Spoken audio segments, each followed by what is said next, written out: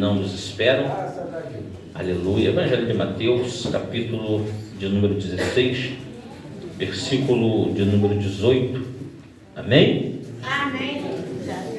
A qual, Evangelho de Mateus 16, versículo número 18, a qual diz assim: Pois também eu te digo que tu és Pedro, e sobre esta pedra edificarei a minha igreja, e as portas do inferno não prevalecerão contra ela. E eu te darei a chave do reino dos céus, e tudo que ligares na terra será ligado no céu, e tudo que desligares na terra será desligado no céu. Amém? Amém. Podem se assentar nessa noite, em o nome do Senhor Jesus. Nós estamos felizes nessa noite, terceiro aniversário desta igreja, e nós sabemos que com isso quem ganha é o reino de Deus, meus irmãos. Amém. Todos nós fomos chamados, vocacionados para cumprir um id a qual o Senhor, Ele disse: ide por todo mundo e pregai o evangelho a toda criatura. Então o evangelho precisa ser pregado. Todos vocês que estão aqui nessa noite, ou são pregador do evangelho, ou se tornarão pregador do evangelho, porque a mesma voz que diz: vinde a mim cansado e oprimido, e eu vos aliviarei, é a mesma voz que diz para você: agora ide por todo mundo e pregai o evangelho. Nós não podemos vir e ficar. Nós temos que vir, mas depois nós temos que ir pregar o evangelho.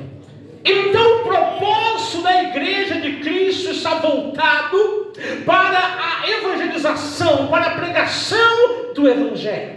Quando nós observamos o Senhor Jesus falando aqui pela primeira vez a Pedro sobre a igreja, é a primeira vez onde a palavra igreja aparece escrito nas Escrituras Sagradas. Se nós formos olhar o Novo Testamento, nós vamos encontrar a palavra igreja escrita 115 vezes. 111 se refere à igreja de Cristo. E o apóstolo Paulo, que praticamente escreve a metade do Novo Testamento, ele vai falar 62 vezes sobre o fundamento da igreja. E o fundamento da igreja sempre esteve em três pilares. Primeiro, a adoração a Deus. Esse é o primeiro propósito da igreja. A igreja precisa adorar o Senhor. O Senhor Jesus, ele diz que ele está procurando verdadeiros adoradores que o adorem em espírito e em verdade. Então a primeira missão da igreja, o primeiro pilar da igreja está em adorar a Deus. Porque a igreja, meus irmãos, ela é o corpo de Cristo aqui na terra. E a nossa função, em primeiro lugar, é adorar. A segunda missão da igreja é a edificação, é a comunhão, porque nós somos um corpo. A palavra do Senhor vai dizer para nós: com bom, com suave é que os irmãos vivem em união. Mas quando fala de um corpo, está falando de algo muito além disso. Quando o apóstolo Paulo, ele diz em sua carta aos 1 Coríntios, capítulo de número 3, versículo de número 6, ele fala assim: eu plantei, Apolo regou, mas Deus deu o... Ou seja, só quem pode dar o crescimento à igreja é Deus. Apolo plantou, Paulo plantou, Apolo regou, mas o crescimento só existe um que pode dar, é Deus. Essa palavra crescimento nos originais no grego significa auxanor. O que é auxanor? Auxanor significa um crescimento sem medida que não se pode contar a dimensão desse crescimento.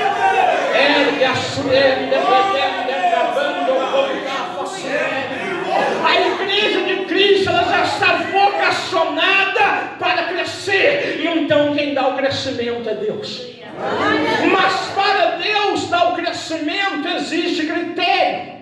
A palavra do Senhor vai dizer para nós na carta de Paulo aos Efésios, capítulo 4, no versículo de número 16, que do qual todo o corpo bem ajustado e bem consolidado pelo auxílio de todas as juntas, faz então o aumento do corpo para a sua edificação em amor. Então é necessário, meus irmãos, que todo o corpo venha estar bem ajustado. Aleluia. É porque não dá tempo para nós falarmos um pouco mais sobre esse ajuste, mas é necessário haver um ajustamento por todos. E dessa forma, então, Deus, Ele dá o crescimento à sua igreja. Então, a segunda missão da igreja, a edificação, a comunhão, é o que dá alicerce para a igreja crescer. É o dever de casa sendo bem feito. É tudo muito bem organizado. E este corpo agora está apto para desenvolver o crescimento que Deus pode dar à sua igreja. E a terceira missão da igreja é a evangelização. Para isso a igreja de Cristo também está aqui na terra, para ir até os perdidos. E nós observamos nesse texto onde o Senhor Jesus diz assim para Pedro: olha Pedro, as portas do inferno não prevalecerão contra a minha igreja. Aleluia! Entendam os irmãos uma coisa: às vezes a igreja está passando por um momento difícil. Alguns aqui já estudou comigo, sabem disso, sobre as 16 fases do ministério do apóstolo Paulo. Os estudados aqui sabem dessa questão, não dá tempo de falar aqui nessa noite. Então há um momento em que a igreja ela passa por alguns momentos de dificuldade. E aí até nós que estamos dentro da igreja, nós falamos assim: olha, isso é a fúria de Satanás, mas a porta do inferno não vai prevalecer contra a igreja. Meus irmãos, Satanás, ele não pode oprimir a porta da igreja. É a igreja que sai para fora, vai até o inferno e joga a porta do inferno no chão.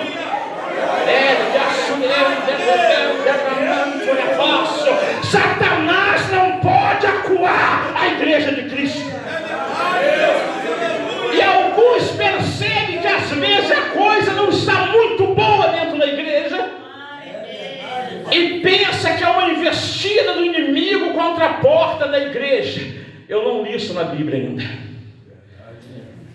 O que pode acontecer, meus irmãos, é nós que estamos dentro da igreja botar o Senhor da igreja para fora da igreja.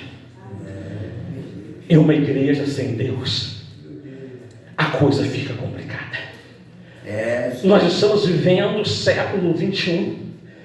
Pastor Carlos André, nosso amigo, falava que nessa noite que deve ser uma das piores eras.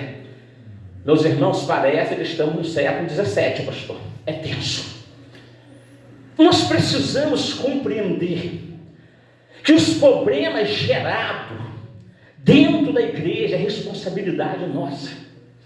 Nós vamos olhar quando João escreve aquela carta lá, às 7 igrejas da Ásia.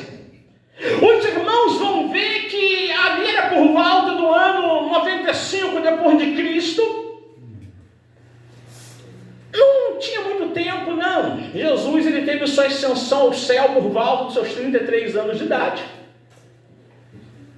O Apocalipse é escrito mais ou menos no ano 95 depois de Cristo. Então nós estamos falando de um período de 60 e poucos anos, pouquíssimo tempo. E quando nós vamos observar a carta escrita à última igreja, a igreja de Laodiceia, no capítulo 3, no versículo de número 20, esse texto é muito pregado para pecador. A gente fala, meus irmãos, Jesus está batendo a porta do seu coração. Não.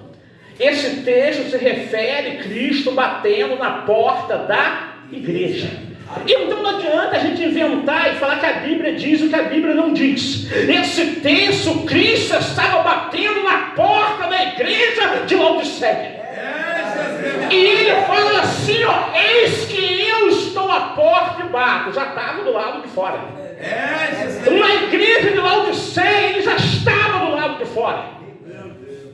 Às vezes você fala assim, mas o mesmo Deus está em todas as igrejas, sendo que o Deus que estava em Filadélfia, Esmirna, em Pérgamo, não era o mesmo que estava na Odisseia. Verdade. Porque lá na Odisseia ele estava do lado de fora, batendo para entrar dentro daquela igreja. Aleluia, Deus. E ele diz: eis que eu estou à porta e bato. Se alguém ouvir a minha voz, eu entrarei e serei com ele, e ele será comigo. Meu Deus, aleluia.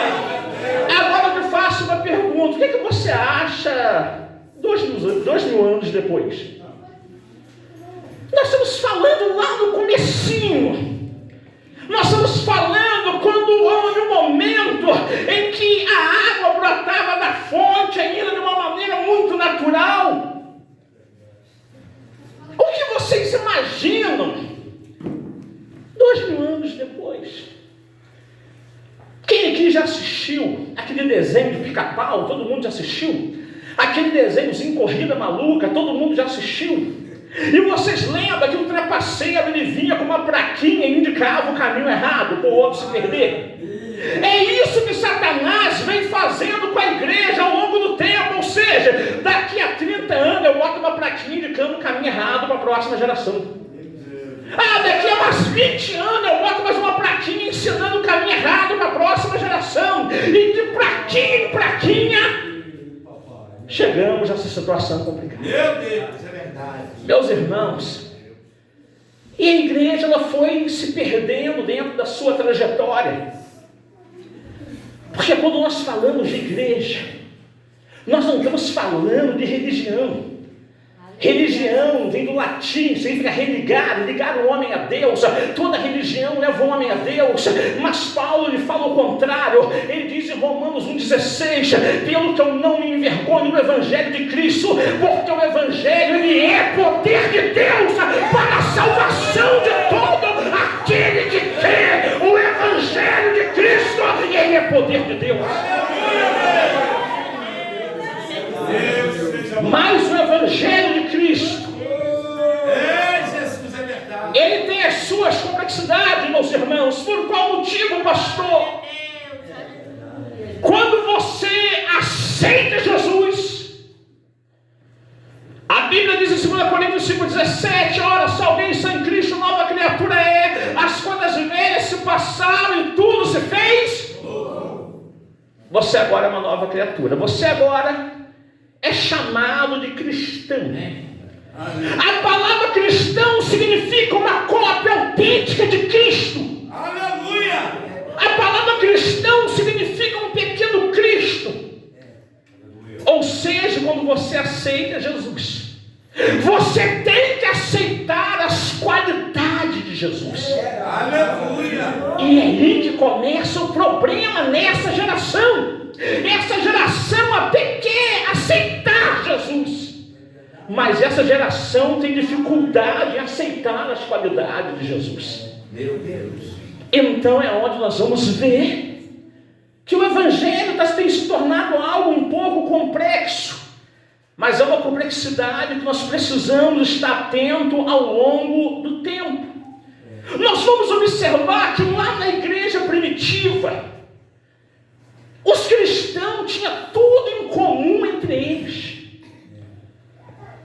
Eles viviam em amor. A igreja primitiva não tinha nem melhor, nem pior, nem mais rico, nem mais pobre.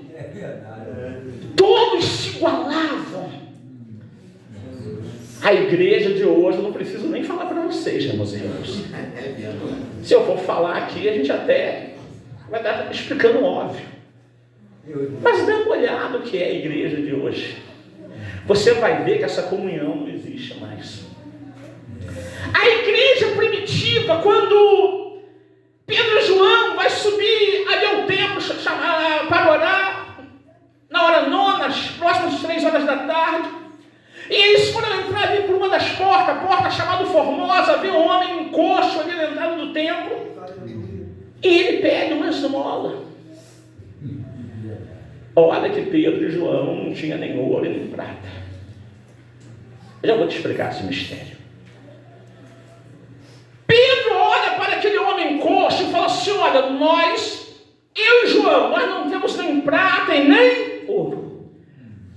hora eu vou deixar João um pouquinho de lado. Mas o que eu tenho, isso eu te dou. O homem espera, ou seja, ele não tem ouro, não tem alguma coisa para me dar? E Pedro fala para ele se levantar, se pôr sobre os pés e ficar curado. Aquele homem foi curado na mesma hora. Na igreja primitiva não tinha prata, não tinha ouro, mas tinha o levanta-te e anda. A igreja de hoje tem ouro, aí tem beleza, tem dinheiro, mas não tem o levanta-te e anda. Ninguém está afim de ouro no templo.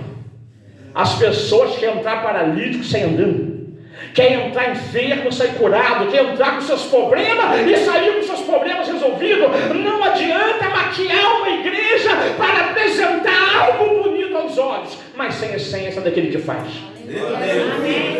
É uma inversão de valor terrível que nós estamos vivendo. Meu Deus, aleluia! E sabe por que isso, meus irmãos? Porque a igreja parou de se mover ao som do céu. Então existe tudo que é estratégia terrena, mas o poder de Deus já foi tirado. Nós vamos encontrar a igreja de hoje, no ano 331 depois de Cristo. A igreja se une à política. A igreja se une com Constantino, com o imperador naquela ocasião. E a igreja, que era pura, santa, ela vinha dentro de um padrão. Era a igreja católica, apostólica, romana, ela vinha dentro de um padrão. Mas no ano 331 ela faz um acordo com Constantino. E ali foi o primeiro concílio que a igreja faz para a sua própria condenação. No ano 400 depois de Cristo, a igreja já estava desviada. Já estava totalmente fora do padrão, meus irmãos. A igreja que era perseguida agora já perseguia pessoas. Olha que coisa terrível. A igreja que era perseguida, agora ela passa a perseguir pessoas. Aí passa a cobrar indulgência, começa a pregar o purgatório. Aí começa isso tudo. Vai essa história da igreja se arrastando no meio dessa tribulação toda, meus irmãos. Até chegar no século XVII. Aí nós vamos ver que em 31 de outubro de 1517 é feita então a reforma protestante. Mas depois os protestantes não protestam mais nada. As águas se acalmaram de novo. E nós estamos no meio desse vendaval pregando o Evangelho. É por isso que pregar o Evangelho hoje é complicado. Porque nós estamos no meio de uma situação tão complexa que não dá para dimensionar. Porque para aquela ovelhinha que entra na igreja hoje, aceita Jesus, não tem ideia do que é o fundamento de uma igreja. Então a pessoa pensa que está tudo certo, é normal. Mas se nós voltarmos para dentro da Escritura, nós vamos ver que a igreja ela tem se afastado do seu propósito. Se nós formos fazer uma rápida análise, lá Mateus 25, a parábola das 10 virgens, estou resumindo aqui para os irmãos, nós vamos observar que as 10 virgens dormiram. Tanto as prudentes quanto as loucas. Todas dormiram. Quando eu era pequeno, eu ia para o conjunto de criança com minha mãe. Nós íamos para os cultos à noite, cantávamos na igreja. Onde está aquele povo barulhento? Aonde está que não se vê nenhum irmão? Nem teve o arrebatamento, você não vê esse povo mais.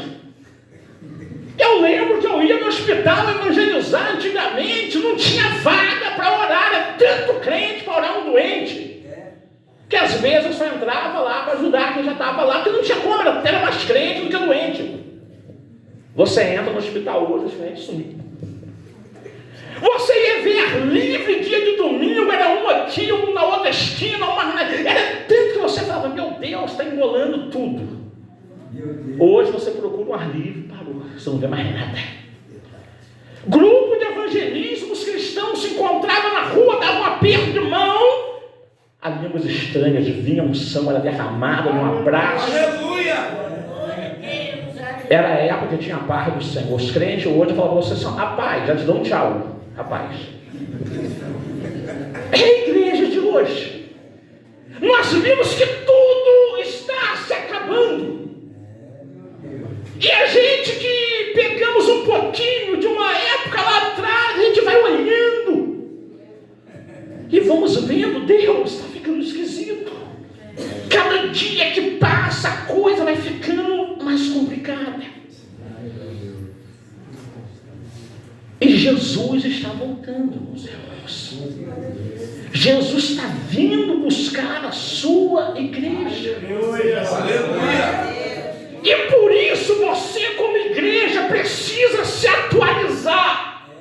Aleluia! Sobre os dias que nós estamos vivendo.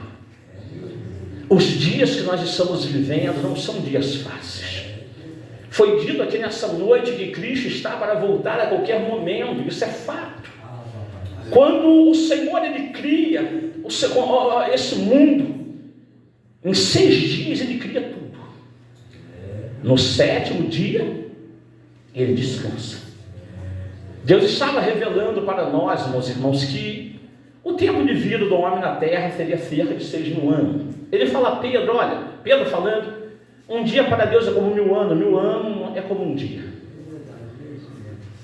O Senhor ele pega o tempo e divide em 7 dispensações, igual no começo da criação. Aí ele divide os 7 tempos. Pega o período da inocência, o período da consciência, o período dos patriarcas, o período dos juízes, o período da lei. E hoje estamos no período da graça, na 6ª dispensação. E estamos aguardando o quê? Apenas o reinado milenar, que é a 7ª dispensação, que é o milênio de descanso.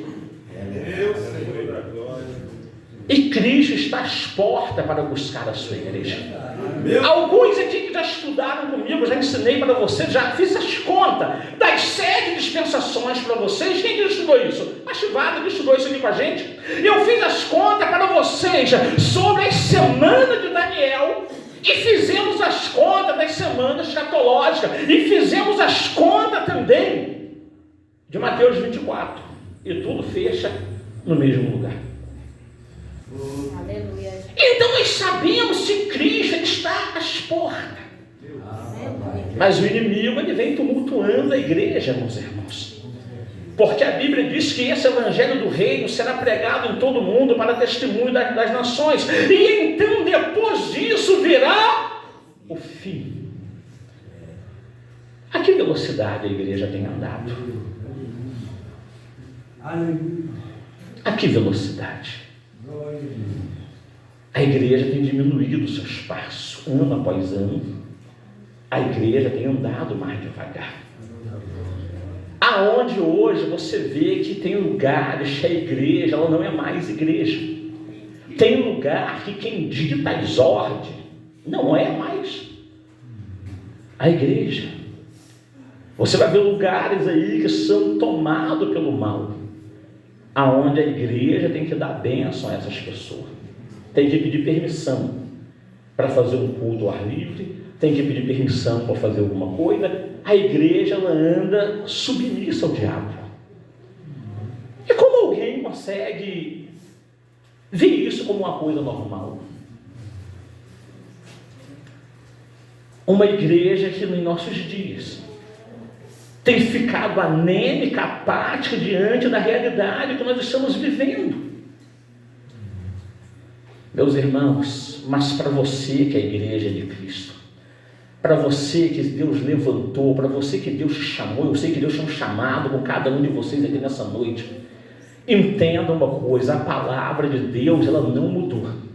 Deus também ele não mudou. A Bíblia diz que ele é o mesmo ontem, hoje, será o mesmo eternamente. Então entenda, as portas do inferno não prevalecerá contra a igreja. A igreja não pode sentir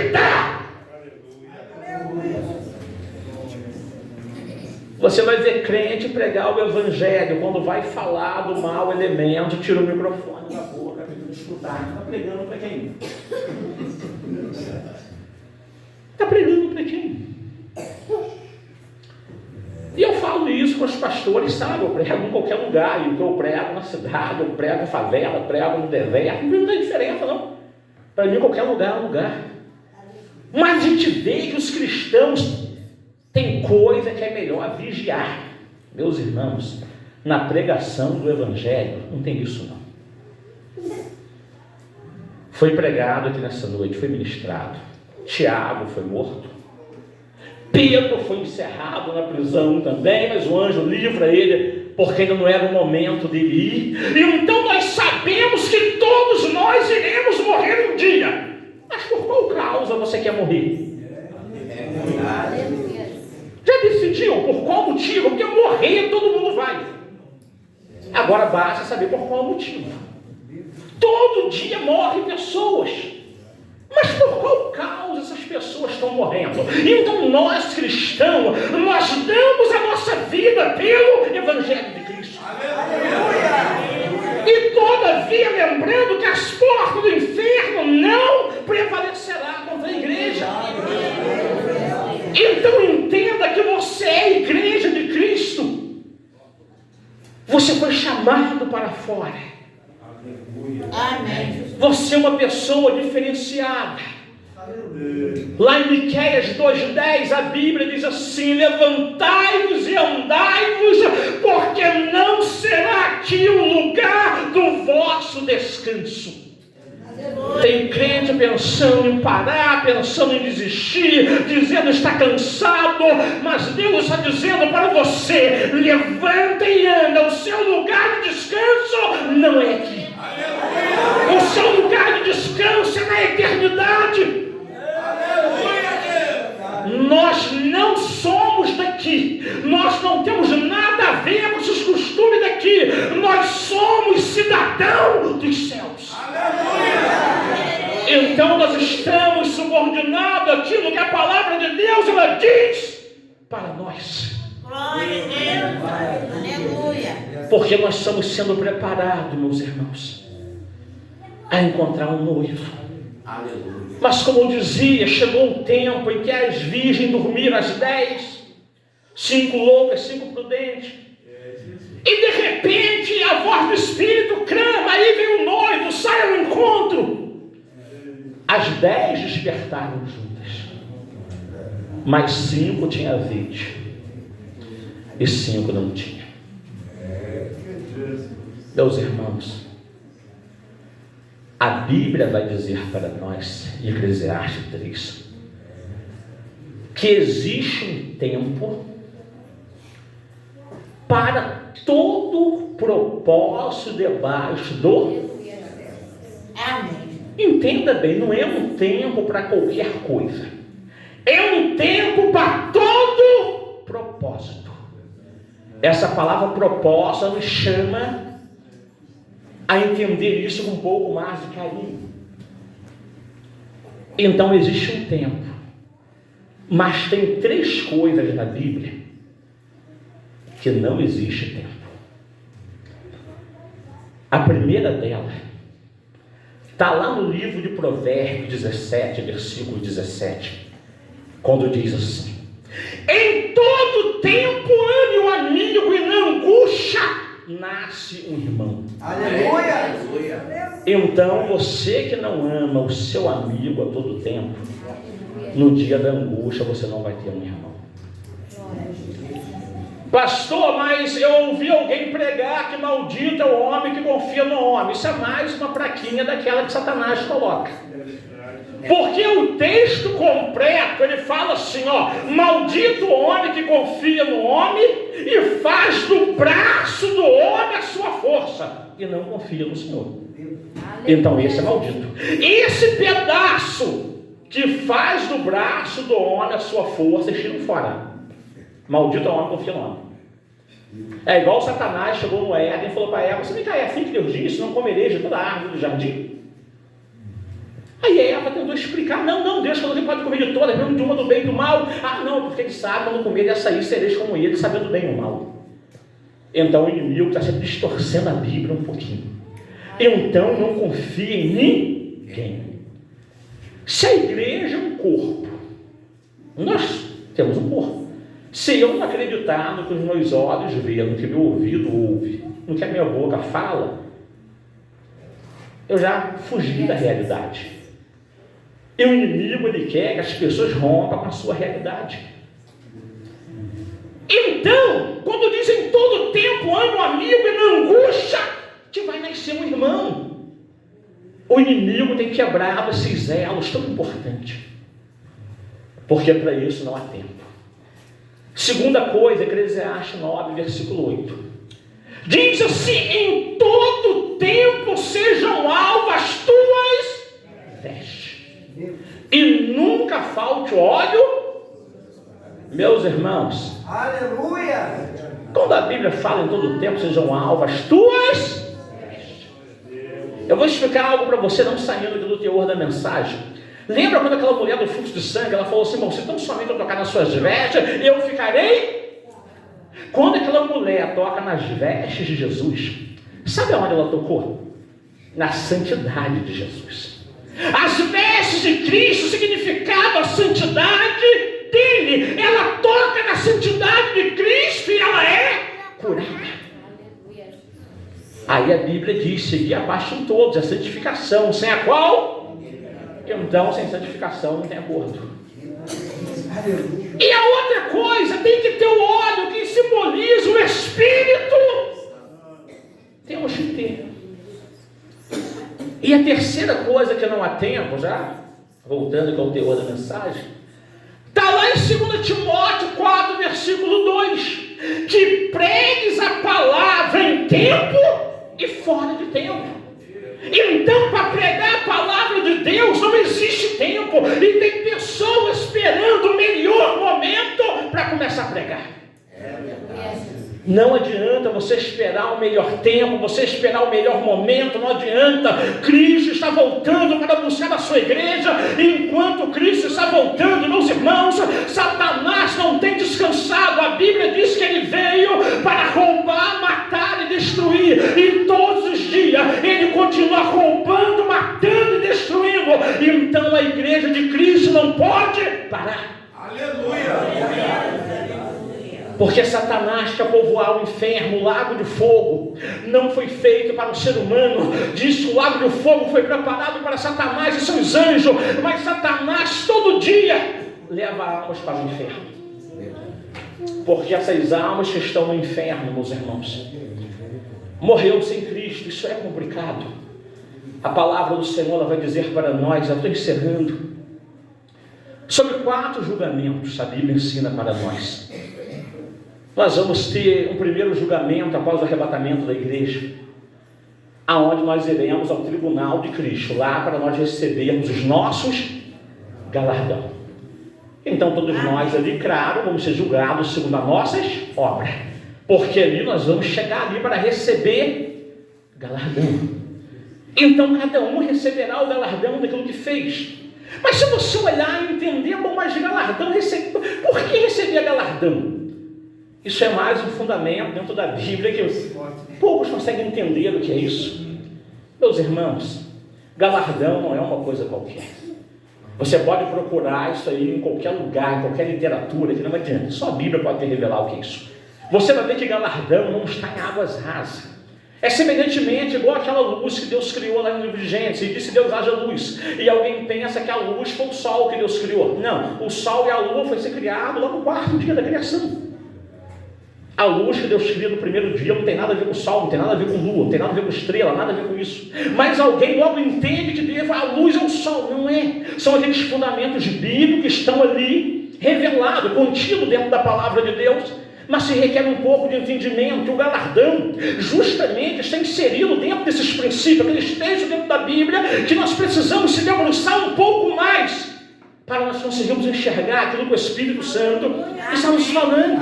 Então, entenda uma coisa: quanto mais obra você fizer aqui, melhor será para você. Eu não vou te explicar isso aqui nessa noite, que às horas não dá tempo da gente falar sobre tudo isso. Mas se dedique, faça o melhor para Deus. Porque todos nós iremos comparecer diante do tribunal de Cristo. Amém. Então a igreja, ela vem da eternidade para cá, ela é fundada por Cristo, para adorar a Deus, ela é fundada por Cristo, para ter comunhão, edificação, para evangelizar. Mas a igreja será arrebatada ao céu. E nós temos que estar aguardando o momento do arrebatamento. Aleluia! Mas o momento do arrebatamento vai ser complicado, meus irmãos, porque nós vamos ver cristãos em nossos dias que tem algumas ideias, e essas ideias são terríveis também. Estou pregando para você que precisa abrir o seu entendimento, caminhar um pouco mais para frente, enxergar um pouco mais o que é a eternidade, para você não caminhar e lá no final você não alcançar o que você tanto queria. Nós precisamos entender, meus irmãos, se para entrarmos no céu, primeiro o reino de Deus é tomado à força. Aleluia. Então não pense você que para entrar lá é fácil. A Bíblia diz que o caminho é estreito, o caminho é apertado. Então não é de qualquer maneira, meus irmãos. Requer um preço de renúncia muito alto de cada um de nós. E por isso você deve conservar na tua vida a alegria da salvação. Às vezes você pergunta aos cristãos, isso me deixa triste. Meus irmãos, quem tem certeza da sua salvação? Eu não tenho, só naquele grande dia, isso ninguém sabe, tem que esperar para ver. Não, a Bíblia diz no texto alto da Bíblia, João 3,16, que Deus amou o mundo de tal maneira que deu o seu único filho, para que todo aquele que nele crê não pereça, mas tenha vida.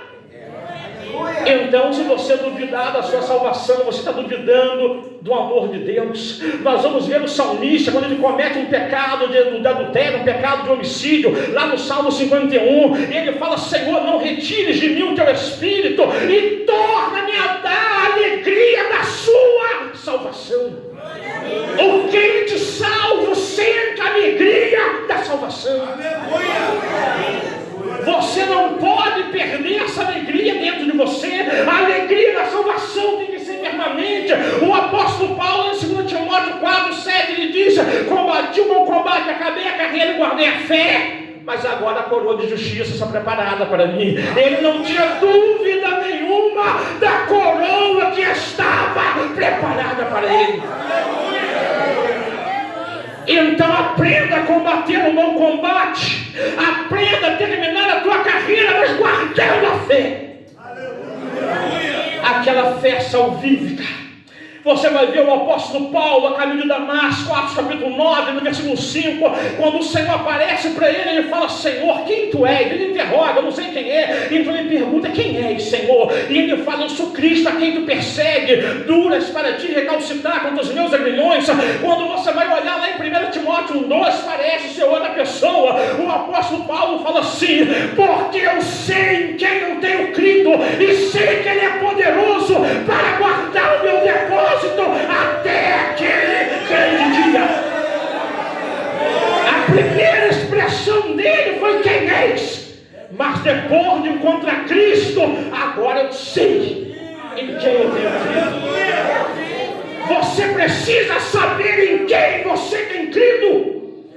E por isso o escritor aos Hebreus vai dizer para nós em Hebreus 11, versículo 6, que é importante que todo aquele que se aproxima de Deus, em primeiro lugar, venha crer que Deus existe. Aleluia! E em segundo lugar, venha crer que Deus é galardoador para com aqueles que o buscam. Essa palavra galardoador significa recompensador. Deus tem uma recompensa para você. Aleluia! Mas para você que sabe, para você que acredita nele, tal qual como ele é, meus irmãos. Porque o Senhor Jesus falou assim: olha, quem crê em mim, mas é como diz as Escrituras, rios de água viva fluirão do seu interior, que jorrará para toda a vida eterna. mas é para quem crer nele, como diz. Aí lá em João 5,39, ele falou assim: olha, examinai as escrituras, porque são elas que testificam de mim, e cuideis de ter nela a vida eterna. Então tem que examinar as escrituras. Então a igreja, meus irmãos, está aguardando o período do arrebatamento para ir ao tribunal de Cristo. Mas nós vamos observar pessoas que têm alguns posicionamentos, porque nós vivemos hoje, meus irmãos, no meio de um estudo escatológico. Então hoje, quando a gente olha para a teologia, eu fui professor de teologia durante 19 anos da minha vida. Hoje não, hoje eu trabalho com mentoria para líderes, não leciono curso teológico, mas é muito difícil lecionar curso teológico, é mais mentoria, curso para obreiro, mas durante 19 anos da minha vida eu dediquei isso, a ser professor de curso teológico, ministrei muito. Mas hoje a gente olha, é um estudo, meus irmãos. Você vai ver que um é arminiano, outro tem a teologia calvinista, outro vem na visão de Agostinho, outro de Lutero, e por aí vai. E a gente vai vendo que isso vai se transformando num problema, aonde a igreja entre si ela tem confronto doutrinário. Mas se Deus é um só, se a Bíblia é a mesma, Deus é o autor da Bíblia, Jesus é o assunto central. Se o Espírito Santo é o intérprete, por que ele está interpretando errado para alguns grupos? Então alguém está recebendo outra revelação, compreendeu? Aonde há confronto doutrinário entre as igrejas. Entendeu? Aí o apóstolo Paulo fala em Gálatas 1, versículo 9, olha, ainda se um de nós vos anunciar, ou até um anjo do céu vos anunciar outro evangelho que não seja esse, que ele seja anátema, que ele seja mais do que amaldiçoado. Então existe problemas no meio da trajetória. É o que? A tal praquinha que eu te falei, é a desinformação. Alguém cresce numa visão luterana, numa visão calvinista, numa visão arminiana. Quando essa pessoa tiver uma maturidade melhor na fé, de repente essa maturidade não trouxe a realidade daquilo que a Bíblia é. É por isso que examinar as escrituras ainda continua sendo importante para todos nós. Todos esses homens, eles tiveram uma importância extraordinária na história da igreja, e nenhum de nós podemos desfazer dessa história. Meus irmãos, mas quando alguém fala, Paulo falando, quando um diz eu sou de Paulo, outro diz eu sou de Apolo, é porque vós não sois carnais. Então eu não posso falar que eu sou arminiano, ainda que eu seja assembleano, e os assembleanos arminianos, mas eu tenho que ir para fora, porque eu tenho que ficar com o que a Bíblia diz. Eu não posso falar que eu sou calvinista, porque senão estou buscando grupo para me identificar, eu não posso caminhar com isso. Eu sou cristão. Louvo a Deus pela vida de Armínio, louvo a Deus pela vida de Calvino, louvo a Deus pela vida de Lutero. Cada homem desses tiveram participações extraordinárias na história. Mas a Bíblia nos ensina algo além disso. E nós temos que voltar para dentro das Escrituras, meus irmãos. Aí você vai ver no momento desse primeiro julgamento para o nosso galardão, no momento do arrebatamento da igreja, você vai ver crente hoje que fala assim, não, mas eu não tenho pastor, não, meu pastor é Cristo. Eu não obedeço ao homem, não, meu compromisso é com Deus. Você ouve um monte de crente com essas ideias. Eu vou falar algo para você nessa noite. A Bíblia diz em Hebreus 13, versículo 7, assim, ó: lembrai dos vossos pastores, que foram antes de vós, a fé dos quais imitai, atentando para toda a sua maneira de viver.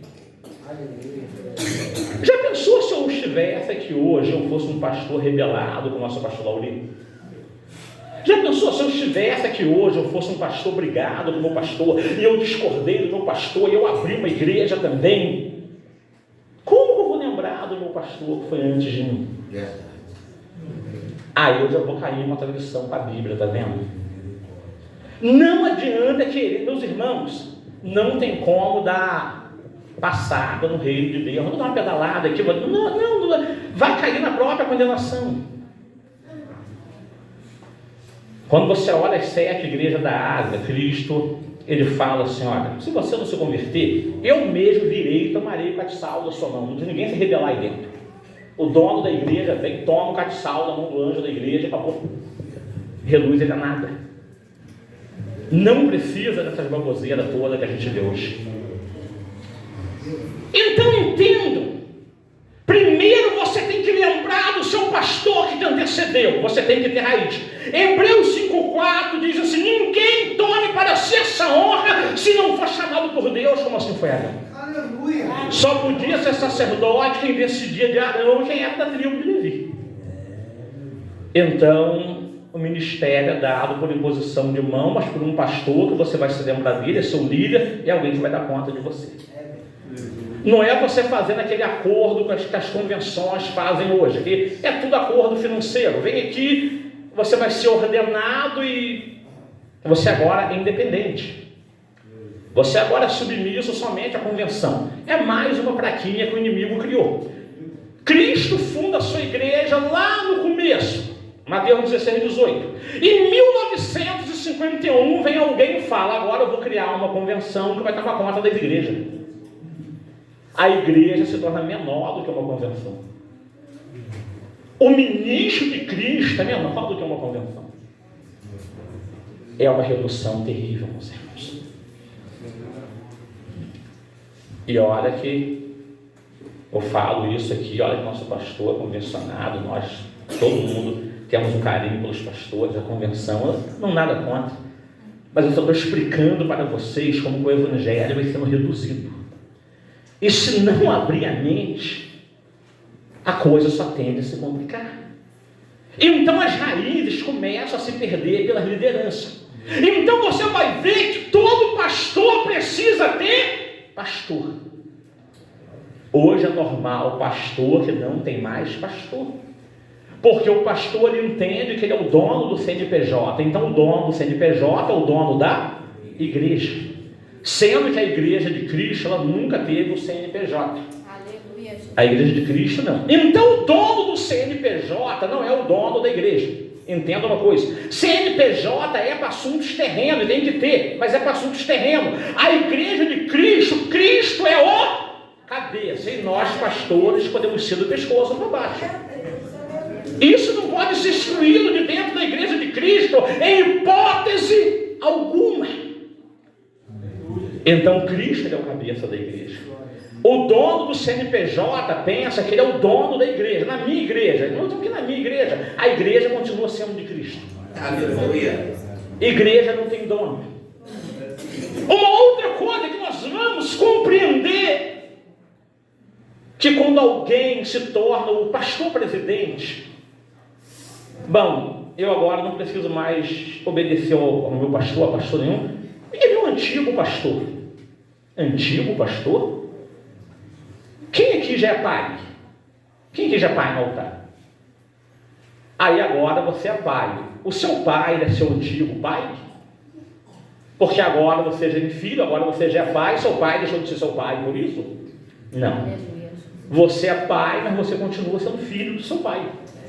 Não mudou nada. O nome dele está lá, a paternidade dele está lá, o DNA dele está em você. Mas na igreja, alguém se torna pastor presidente, aquele lá é o antigo pastor. Da onde vem isso? É mais daquelas praquinhas que o inimigo vai criando. E aí vocês estão vendo a igreja caminhando, mas perdendo fio da meada devagarzinho. Mas parece até bonito esse negócio, eles usam umas palavras legais. E a pessoa vem naquela empolgação e parece que o negócio é bom. A igreja virou até município. Em município se emancipa. Filho de menor não concorda com o pai, pede emancipação. E a igreja já começa a emancipar a igreja. Eu queria ler um versículo no Novo Testamento que falasse sobre esse negócio de emancipar a igreja. De onde tiraram isso? É porque a convenção tem um estatuto. Meus irmãos, Nem estatuto de igreja, nem regimento interno de igreja pode ir além da Bíblia. Não adianta. Não, mas a igreja tem um regimento interno. Se esse regimento interno não estiver de acordo com a Bíblia, é dogma. Ou é doutrina de homem, ou é doutrina de demônio. Menos doutrina de Cristo. Então, se alguma coisa é ensinado, calma aí, vamos ser igual aos cristãos de Bereia. Paulo ensinava, eles abriam a escritura e via se estava certo. Você não deve ter dificuldade para crer, mas você só pode crer no que está escrito. Se você ouvir qualquer coisa que não está escrito, não adianta. Tem que estar escrito. Ninguém